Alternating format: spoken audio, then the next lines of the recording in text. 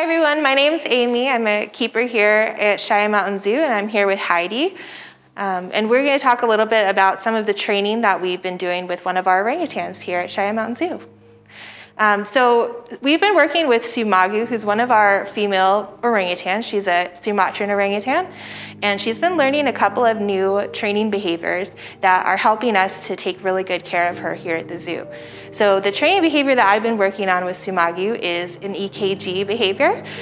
So what that stands for is an electrocardiogram. So I use a little device called a cardiomobile. It's a new piece of technology that allows us to determine the strength of her heart by reading the electrical activity of her heart. And so that's really, really important for these guys because just like humans, great apes are really commonly suffer from cardiac issues. And so the more tools that we can add to our collection here to help us monitor that health and keep track of that, the better for these guys. So currently, we don't suspect that Sumagu has any cardiac issues, but it's a really great way to kind of get ahead of those and be able to monitor her regularly in case anything does pop up in the future.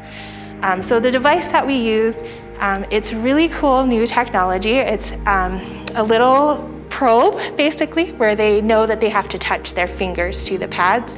And then they have to hold that finger there for about 30 seconds to get a good reading. Now Sumagu, like all of our orangutans, anytime we enter training sessions with them, we approach it with an individual. So you have to be really, really flexible as a trainer and know that you have to adjust or do things a little bit differently depending on which individual you're working with. Unlike some of our other orangutans that already trained for the cardiomobile, Sumagu decided she would be more comfortable using her toes instead of her fingers to put on the device, which is really cute. We haven't had anybody try to do that yet, but that seems to be what she's more comfortable with. And so we were able to kind of brainstorm ways to adjust our whole setup for her and allow her to just use her toes instead of her fingers to take her readings, which is really awesome. So she's been doing really great. You'll see her kind of put both feet up on the mesh there, and then she knows she needs to touch one toe on each pad from each foot.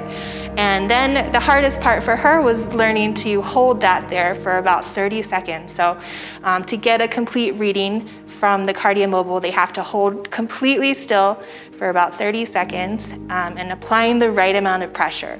So since she's only done this a handful of times, she's come a really long way, and she's so smart. You guys can see how quickly she's already picked it up, and now she's just learning what kind of pressure she needs to apply to the device to get a really good reading.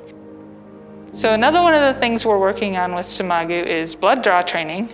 All of our training is completely voluntary, so they are free to leave whenever they want. In fact, I usually try to give Sumagu a chance to take a break during the blood draw training because she's kind of in a weird position. She usually does not want to stop until we're completely done. So it's completely up to her whether she wants to be there or not. She loves to come participate in that. And just like it's important for us to visit the doctor and have our blood checked for various things, it's really important for them as well. So this training can be really helpful to our veterinarians to be able to see if there's anything going on with them without having to anesthetize our apes. So it's a really cool thing. So she's learned really quickly already. What I'm trying to teach her is the things she's gonna experience when it actually happens. So our vet techs will actually be doing the blood draw when it happens, but I'm trying to get her used to everything she's gonna see. So we do a warm compress to bring her veins closer to the surface, so it'll be easier for our vet tech to find a good vein for her. Another thing that they have to get used to is what the blood's gonna look like going through the tube. Now when we're training it with any of our orangutans, we put a little bit of Kool-Aid in the tube and move it back and forth so they get used to seeing that, and it's not quite as weird when it happens. And then the other thing I do, because I'm not actually poking her with a needle yet, we don't want to keep poking her with a dirty needle, that wouldn't be good. So I do some hair pulling to kind of simulate the pain that might happen. And so I'll try and pull just a couple hairs at a time, and she's really good. She doesn't seem to even react when I do that, so that's really awesome. So our next step is to bring our vet tech in, and we're gonna be doing that really soon to practice some actual blood draws on her. This information is all really great because we can help out other orangutans that also are in human care all around the country. We participate with the Great Ape Heart Project, and so they can collect all of this really valuable data about the heart health of our orangutans and other great apes here at Cheyenne Mountain Zoo, and then they can use that information to help other orangutans and use that to compare and track heart health throughout the whole country.